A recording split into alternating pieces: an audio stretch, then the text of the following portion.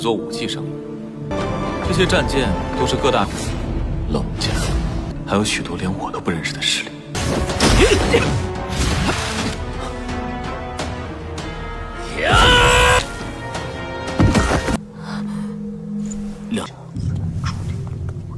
不过梁兄许诺的好处。 Halo semuanya, selamat datang di Ruang Sinema. Bagaimana kabar kalian semua? Semoga selalu sehat dan baik-baik saja. Sesuai jadwal, jadi pada hari ini kita akan kembali melanjutkan series Donghua Martial Master episode terbaru. Yang mana ini adalah episode yang ke-489. Bagi yang mau bergabung dengan series ini, kita sudah sediakan playlistnya. Jadi kalian bisa mudah mencari di mana episode awal dari series ini. Sebelum kita mulai episode terbarunya, kita akan melihat dulu apa saja yang telah terjadi pada episode sebelumnya. Tepatnya pada episode 488. Di minggu kemarin, dalam perjalanan menuju alam Yukuno, terlihat kalau Kinchan bersama kelompoknya sempat terlibat masalah. Karena bagaimanapun akibat ulah Kinchan lakukan yang Kinchan lakukan membuat beberapa orang menjadi tidak suka kepada mereka. Padahal Imo dan juga Yan Qingdao hanya diam-diam saja, namun tetap terlibat dalam masalah yang ditimbulkan oleh Kinchan. Berhubung Kinchan tetap diam dan tidak mau berbicara apapun, membuat Yan Qingdao semakin kesal saja. Terlebih lagi, Kinchan mulai merasa aneh karena Imo dan juga Yan Qingdao begitu bersemangat ketika melakukan kualifikasi. Tapi kini mereka menjadi takut yang seakan-akan orang-orang dari alam Yu adalah orang-orang yang tidak bisa mereka raih. Kinchan pun mencoba menyadarkan mereka kalau Imo dan juga Yan Qingdao tidak kalah hebat jika dibandingkan dengan orang-orang itu.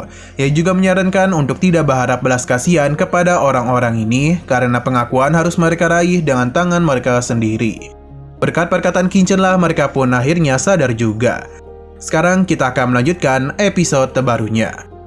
Di tengah perjalanan itu, Kinchan dan juga yang lainnya dikejutkan dan banyaknya kapal terbang yang datang. Tentu kapal ini juga membawa para jenis lainnya dari alam yang berbeda. Di saat semua orang takjub, hanya Kinchan saja yang santai-santai. Imo dan juga Yan Qingdao begitu terkejut ketika Kinchan memberitahu kalau kapal-kapal ini diberi langsung dari Papiliun Chanbin atau Papiliun Senjata Berat. Berhubung mereka masih belum terlalu tahu, jadi Kinchan mencoba menjelaskan kalau Papiliun Chanbin sangatlah berbeda dengan Menara Wanbao karena mereka memfokuskan diri dalam persenjataan. Kapal-kapal ini sendiri merupakan kapal perang besar yang Papiliun Chanbin miliki. Beberapa senjata perang saatlah mampu mereka ciptakan. Di sini Kinchan juga bisa melihat kehadiran dari orang-orang Tuyumen, Gunung Sindi, Gofengji, Longdezi, Sungai Yangtze, dan Tianghui. Selain itu, ada beberapa kekuatan yang tidak dia ketahui. Kinchan menjadi penasaran sebenarnya apa yang telah terjadi pada wilayah Wu dalam 300 tahun terakhir. Untuk mengetahui semua itu, Kinchan bersama teman-temannya pun mulai turun ke bawah. 制作武器生意，这些战舰都是各大冷家，还有许多连我都不认识的势力。 Yang mana mereka pun langsung bisa melihat beberapa jenius dari wilayah lain. Liang kembali memanggil Kinchan dan teman-temannya sebagai orang desa. Karena bagaimanapun ia tahu inilah pertama kalinya mereka melihat orang-orang kuat dari wilayah lainnya. Pria ini pun meminta Yan Qingdao untuk sadar diri karena inilah jenius yang sebenarnya.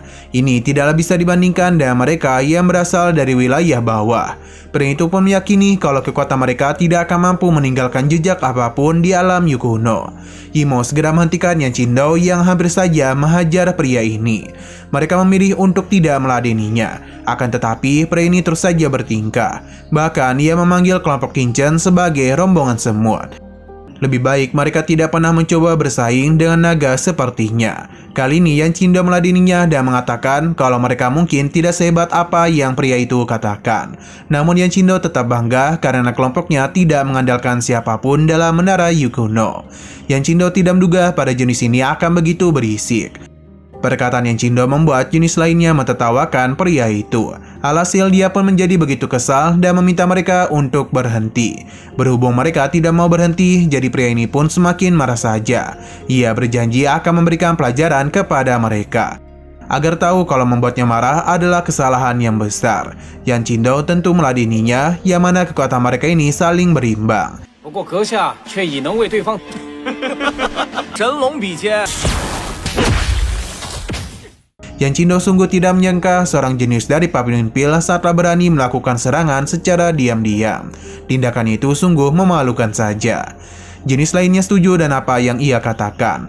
Alih-alih sadar, pria ini malah semakin mengamuk. Namun yang meladeninya bukanlah Yan Qingdao, melainkan Yimo. Ia segera melakukan pertarungan dengan pria tersebut. Dalam pertarungan ini, Yimo mudah memukul mundurnya. Yimo hanya tersenyum saja karena kekuatan yang pria ini tunjukkan tidaklah sehebat bacotannya. Alhasil pria ini pun menjadi semakin kepanasan. Ia kembali mengamuk agar bisa membungkam mereka. Tapi ada seseorang yang langsung saja membungkam tindakan pria ini.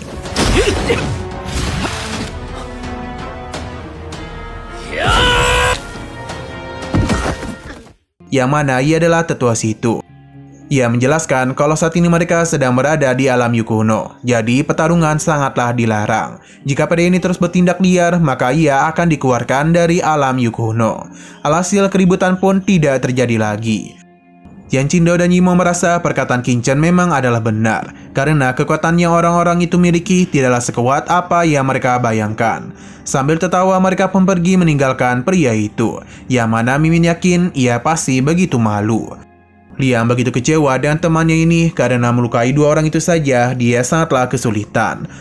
Liang akan memikirkan bagaimana cara untuk mengatasi ketiga orang itu. Sampai akhirnya ia pun mendatangi Liang. Sayang sekali pembicara mereka tidak bisa kita ketahui, karena Liang sedang membisikkan sesuatu kepadanya. Liang paham yang mana ternyata Liang itu menghabisi kelompok Qin Chen apapun yang terjadi. Liang pun setuju bekerjasama dengannya. Tapi dia meminta Liang untuk menepati janjinya yang telah ia buat kepadanya.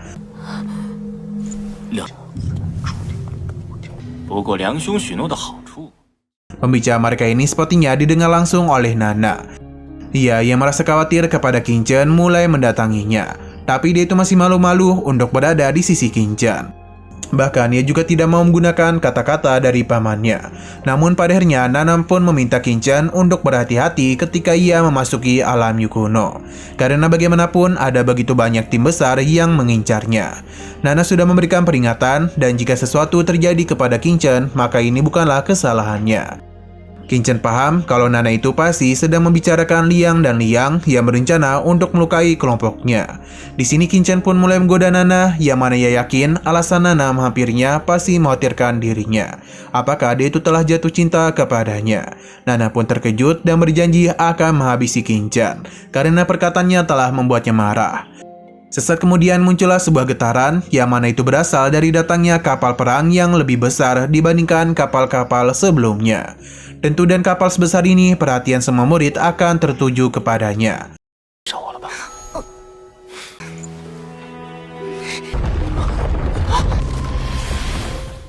Karena bagaimanapun ini adalah kapal perang kelas tinggi. Beberapa orang menduga ini pasti berasal dari sekte iblis ilusi. Inilah pertama kalinya Qin Chen mendengar tentang sekte itu. Ia penasaran dari manakah orang-orang itu berasal. Berhubung Tetua Tianhua mengetahui hal ini, jadi Qin Chen penasaran apakah sekte iblis ilusi kuat atau tidak.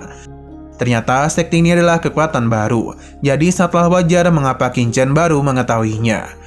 Selain itu, hanya murid perempuan saja yang bisa diterima dalam sekte ini. Mereka tidak hanya kuat, namun juga sangat cantik.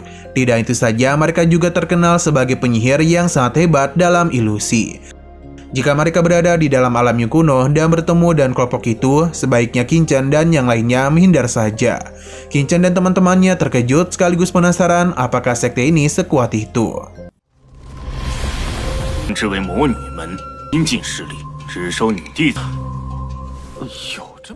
Nah, sayang sekali lagi seru-serunya, episodenya pun harus bersambung dulu. Namun sebelum kita akhiri, seperti biasa kita akan melihat preview bagian selanjutnya. Terlihat kalau di sini ada yang tidak asing, yang mana ia adalah Chen Sisi. Qin Chen tentu saja terkejut melihat sosoknya itu. Begitu juga dengan Chen Sisi, yang baru melihat Qin Chen. Ia pun segera mendatanginya dan menanyakan bagaimana Qin Chen bisa berada di sini. Wajar ia bisa datang karena Qin Chen adalah pemenang dari kompetisi alkemis 4 wilayah. Seharusnya Qin Chen lah yang bertanya kepada Chen Sisi mengenai alasan ia datang kemari. Hanya saja Chen Sisi tidak menjawab dan penasaran mengapa Qin Chen masih menjadi seorang alkemis.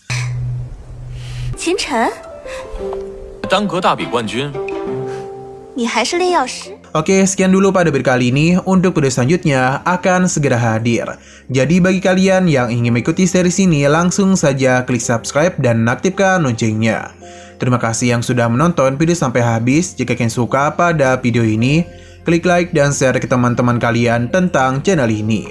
Dan ditunggu aja kelanjutannya. Oke, sampai jumpa di video selanjutnya.